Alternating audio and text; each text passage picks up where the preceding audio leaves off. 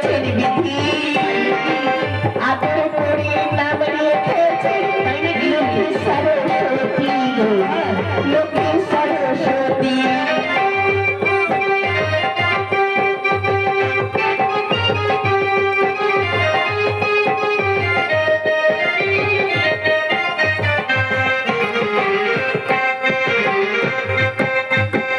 অল্পকালে